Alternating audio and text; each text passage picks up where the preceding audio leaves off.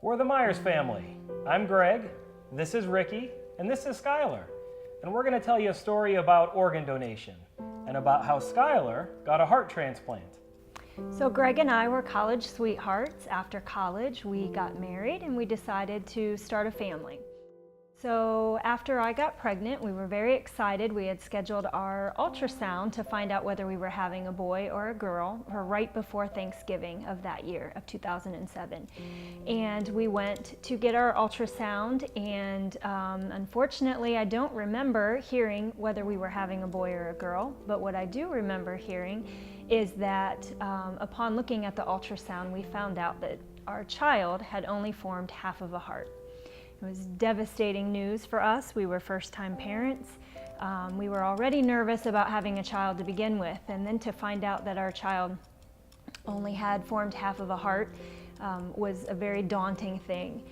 They called it hypoplastic left heart syndrome, and we then were at the start of our journey of figuring out and educating ourselves on where do we go from here and what will happen to our child from that point forward. When Ricky went into labor and we arrived at the hospital, there was a team of about 20 nurses and physicians waiting outside of our room so that the minute that Skylar was born, we barely got to see him, give him maybe one hug and a kiss before he was whooshed away into the NICU to start his first round of medical interventions and procedures to keep him alive until we could get him strong enough and ready for his first open heart surgery at just 4 days old. So after Skylar was born and he was rushed to the NICU, it was a weight game to see when Skylar would be strong enough to be able to have his first open heart surgery. They wanted it to be sometime within that first week of life. Unfortunately, Skylar was crashing. Day by day went on and his heart was getting weaker and weaker. And by day 3, we didn't think that he was going to make it at all. And we called for an emergency baptism. The NICU staff took 20 minutes to break every rule of the hospital, to untangle wires and get Skylar out of a bed, being a very sick little baby. And it was the first time I actually held my son, was at 3 days old. And we went back to the room and just prayed that something would happen, something positive, he would make a turn for the better. And on day 4, I remember the surgeon, Dr. Watts, came into my room and sat on my bed, and he said, you know, Skylar is looking a little better today. He's still a very sick little kid, but if you will allow me, this might be the only chance I'll have to try to save his life. The surgeons tell us that his heart was only the size of a small strawberry and that the veins that they would be working on would be no more than the size of a human hair. And that was the type of organ that they were going to need to be working on to try to fix and at least allow him to live a little bit longer, knowing that this was going to be one of many surgeries going forward in the future for him. So at 4 days old, he had his open heart surgery and everything went as well as could be expected. He did still have a weak pump in his heart, but we at least got half of his heart rewired to do the work of a whole heart, and he became stable enough that they allowed us to bring him home after a week after that surgery. So we brought him home, and then it was a matter of monitoring him, bringing him to the cardiologist every 2 or 3 days just to see how he was doing, how he's progressing. And the hope is that he would stay stable until 6 months old, when they were wanting to do the second stage of the open heart surgery. Again, more rewiring of that heart to do the work of a whole heart.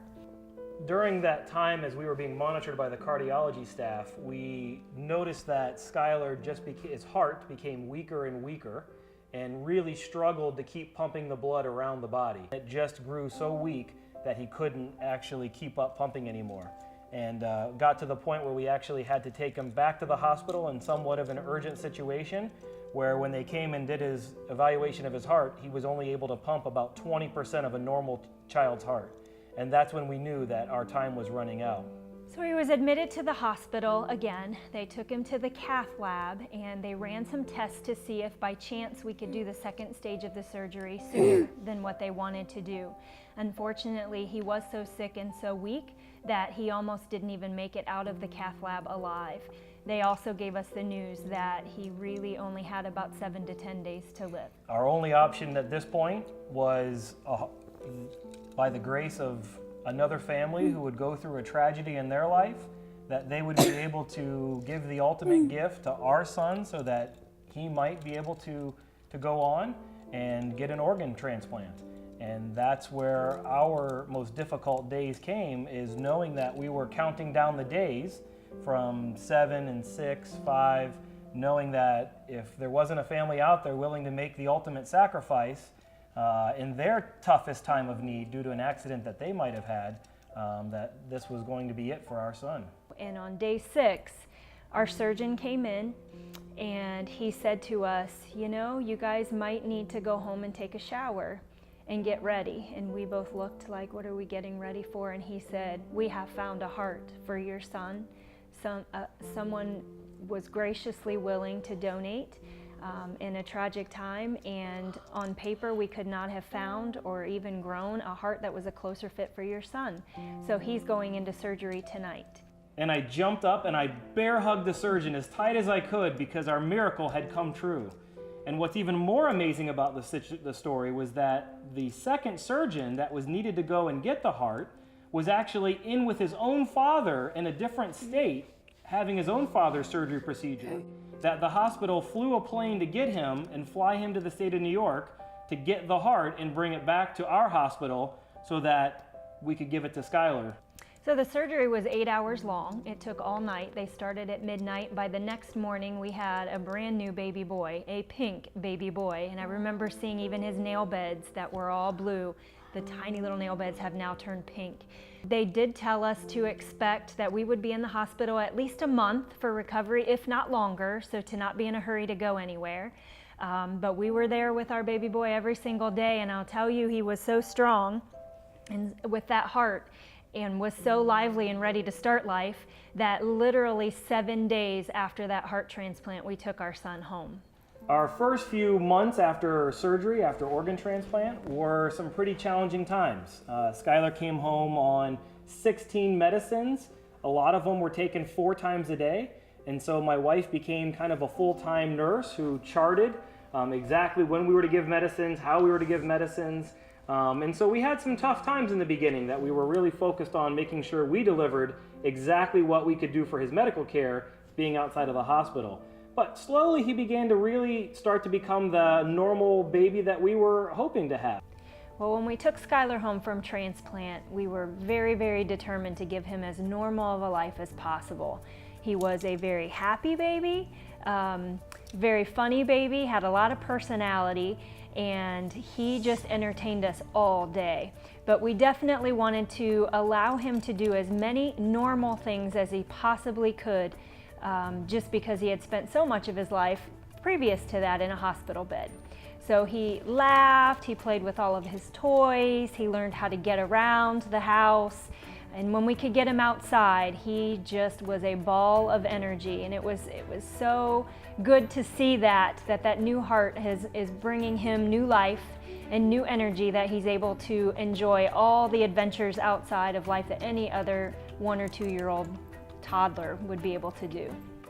As he continues to get older, he really has grown up and really been able to do everything that a normal child has been able to do. And that's what organ transplant has allowed us to have.